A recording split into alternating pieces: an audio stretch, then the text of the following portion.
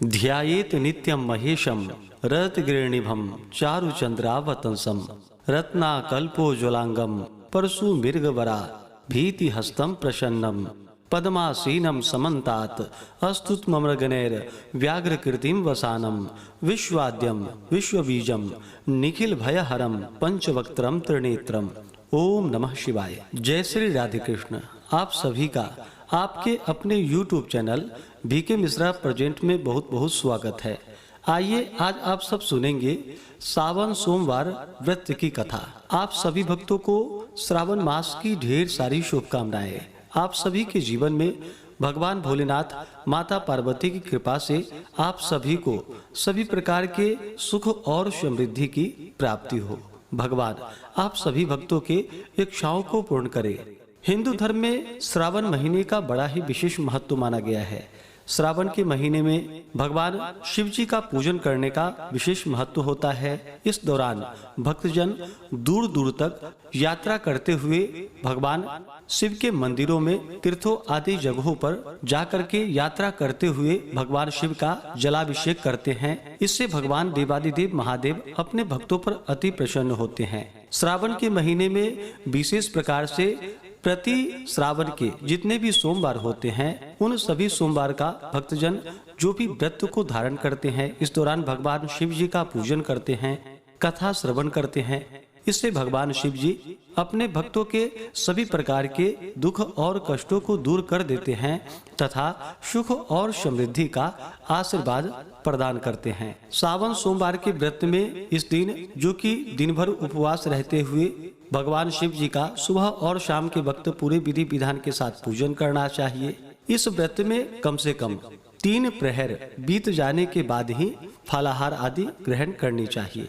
इस व्रत को जो कि फलाहार रख के भी धारण किया जाता है, जो फलाहार नहीं रख पाते हैं तो रात्रि में एक समय सेंधा नमक का प्रयोग करते हुए भोजन को ग्रहण करना चाहिए। विशेष प्रकार से श्रावण सोमवार व्रत विधि के बारे में जानना चाहते हो तो उसका वीडियो अलग से चैनल पे अपलोड है, या वीडियो के एंड स्क्रीन में भी वीडियो का लिंक दिया गया है। आप उसके माध्यम से जानकारियां को प्राप्त कर सकते हैं। तो आइए सुनते हैं श्रावण मास श्रावण सोमवार व्रत की कथा।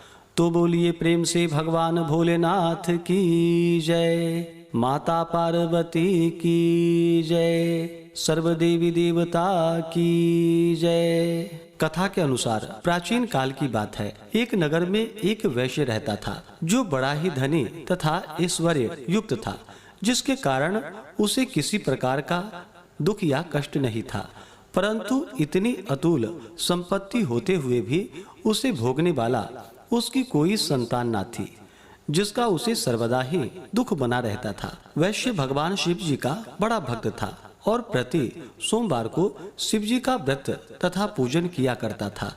उसे विश्वास था कि भगवान शिव जी का भजन पूजन करने से मुझे एक दिन पुत्र अवश्य ही उत्पन्न होगा, जो मेरे इस अतुल धन का भोग करेगा। ऐसा मन में विचार कर वह प्रति सोमवार को व्रत करता तथा सायंकाल शिव जी के मंदिर में जाकर दीपक जलाया करता था तथा बड़ी भक्ति से मधुर पाक व्यंजन बनाकर शिव जी को भोग लगाकर स्वयं प्रसाद लेता और पत्नी को देता था। उसे ऐसा करते देख भक्त वत्सला देवी पार्वती से रहा नहीं गया और वे भगवान शिव जी से बोली कि हे भगवान, हे प्रभु, यह वैश्य प्रति सोमवार को आपका व्रत करके सायंकाल दीपक जलाता है तथा इस प्रकार बड़ी भक्ति भावना से पूजन करता है, अतः आप इसके दुख का निवारण शीघ्र क्यों नहीं करते। तब पार्वती जी के सुंदर वचनों को सुनकर भगवान शिव जी बोले कि हे देवी पार्वती, इस वैश्य के तो पुत्र नहीं है, यह इसके पूर्व जन्म का ही फल है। देवी, यह जगत तो कर्ममय है, मनुष्य कर्म के बंधनों से बंधा हुआ यहाँ आता है तथा अपने अपने कर्मों के फल को भोगता है। उसी प्रकार यह वैश्य भी पूर्व जन्म के कर्म के कारण इस जन्म में निसंतान होकर दुख उठा रहा है। शिव जी के ऐसे उपदेशात्मक वचनों को सुनकर माता पार्वती नहीं मानी और कहने लगी कि हे ईश्वर, आप तो भक्त वत्सल हैं, फिर अपने भक्त पर क्यों दया नहीं करते, जबकि वह सदैव आपकी भक्ति प्रेम पूर्वक पूजा करता है।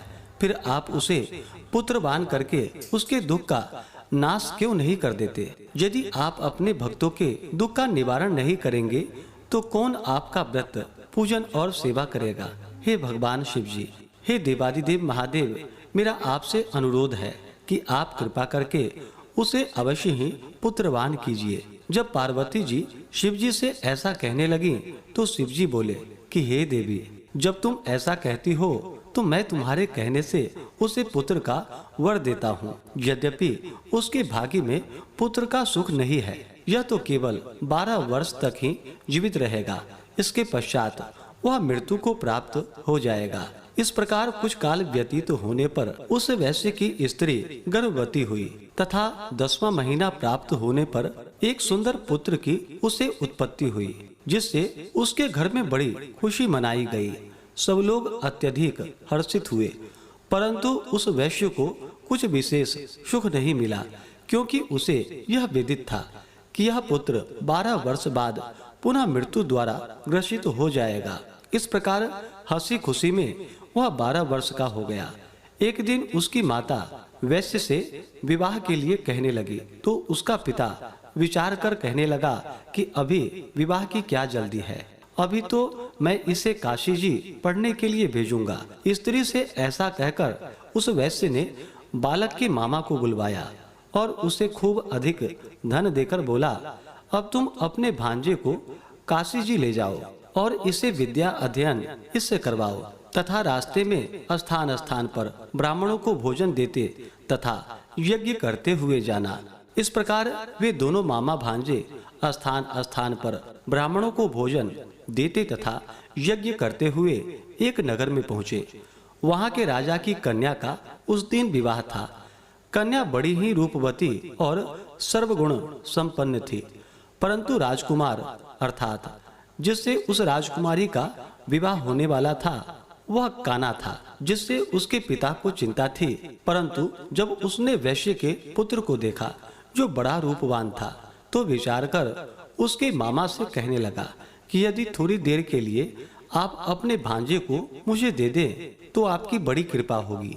थोड़ी देर की ही बात है, विवाह हो जाने के पश्चात इसे हम वापस कर देंगे और आपको बहुत सा धन भी देंगे। फिर तो बालक के मामा ने स्वीकार कर लिया। वर का पिता उसे वर बनाकर मंडप में ले गया और विवाह का समस्त कार्य बड़ी दक्षता से संपन्न किया। परंतु जब लड़का सिंदूर दान करके लौटने लगा तो उसने कन्या की साड़ी के आंचल पर लिख दिया कि हे भामिनी, तुम्हारा विवाह मुझ वैश्य के पुत्र से हुआ है और अब मैं काशी जी में पढ़ने जा रहा हूँ, परंतु जिसके साथ तुम्हें भेजा जाएगा वह एक आंख का काना तुम्हारा पति नहीं है।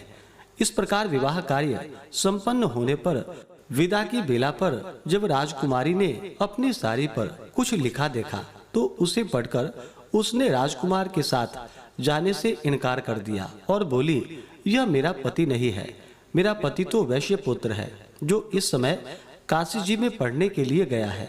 फिर तो राजकुमारी की ऐसी बात सुन उसके माता पिता अत्यंत आश्चर्य में पड़ गए और राजा अर्थात वर के पिता की धूर्तता से अत्यंत दुखी हुए तथा कन्या को विदा नहीं किया। बारात बिना कन्या के लौट गई। उधर वह वैश्य का पुत्र तथा उसका मामा दोनों काशी जी में पहुँचे तथा बालक ने अपने अध्ययन प्रारंभ कर दिए और उसके मामा ने यज्ञ करना प्रारंभ कर दिया। इस प्रकार कुछ दिन व्यतीत होते हुए लड़के की अवस्था 12 वर्ष की हो गई। उस दिन यज्ञ हो रहा था। उस बालक ने अपने मामा से कहा कि आज मैं कुछ अस्वस्थ लग रहा हूँ और सोने जा रहा हूँ।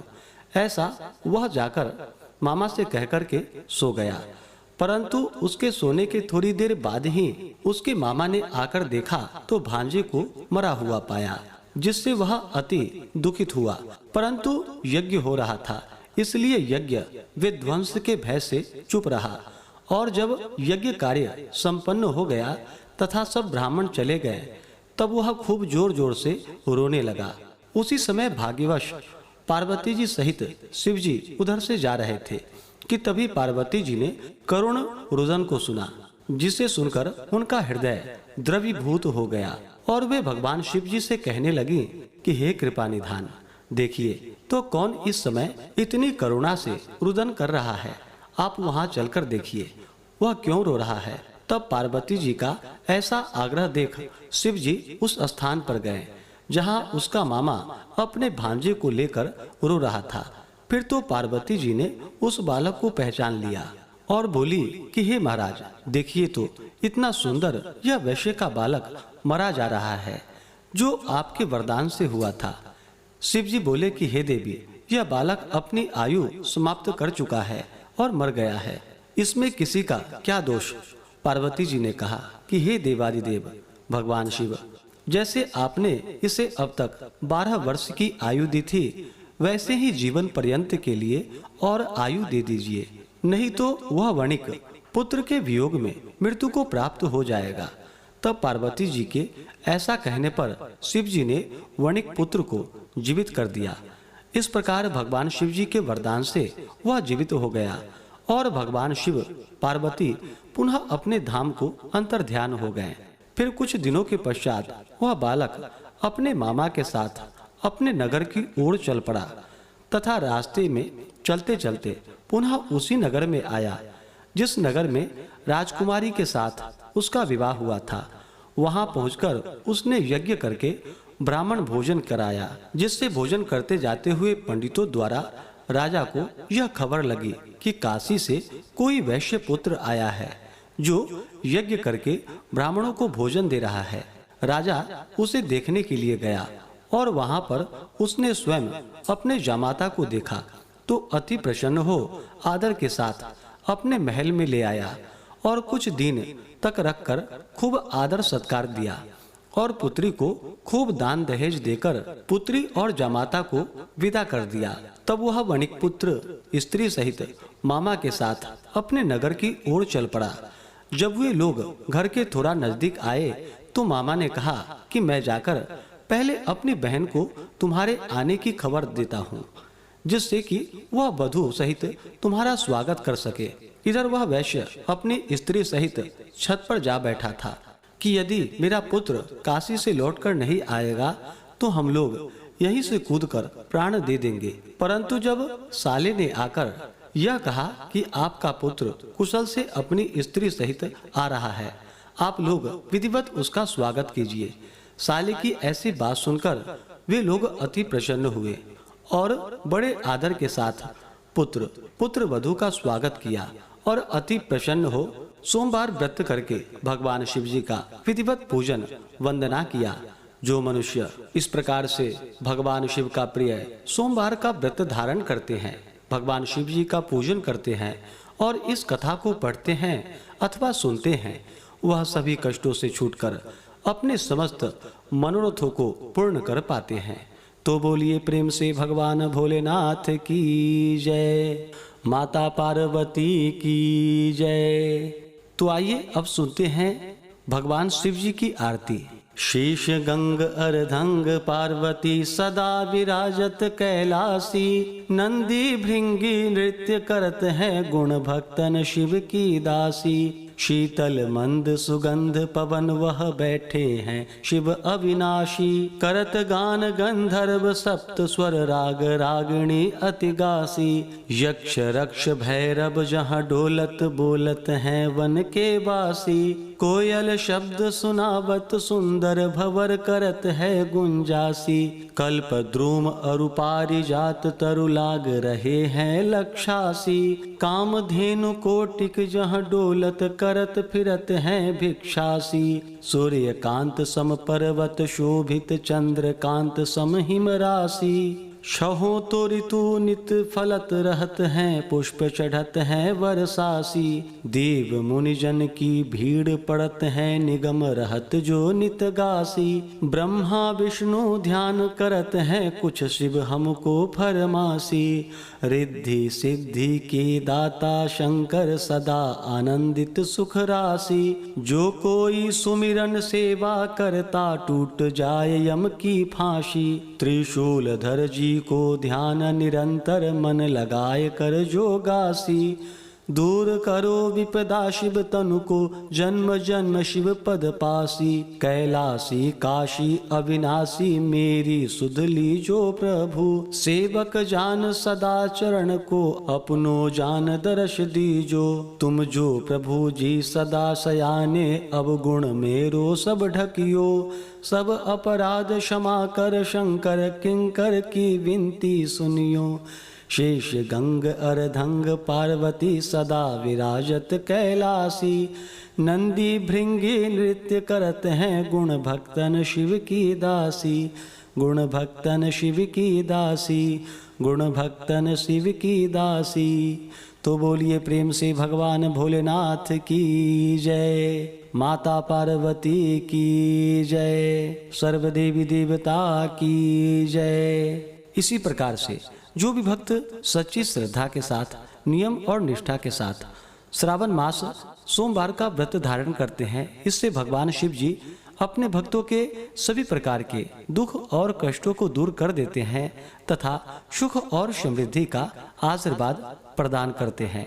तो आशा करता हूँ कि यह जानकारी आपको अच्छा लगा हो। इसी प्रकार से ज्ञानवर्धक जानकारियाँ प्राप्त करते रहने के लिए, व्रत पूजा के बारे में जानने के लिए, कथा को सुनने के लिए चैनल पे अगर आप पहली बार आए हैं तो चैनल को लाल बटन दबा करके सब्सक्राइब करें, साथ में बेल आइकन घंटी को दबाएं ताकि आने वाली वीडियो का नोटिफिकेशन आपको समय से मिलता रहे। वीडियो को लाइक करें, शेयर करें। सुखी रहें और स्वस्थ रहें। जय श्री राधे कृष्ण।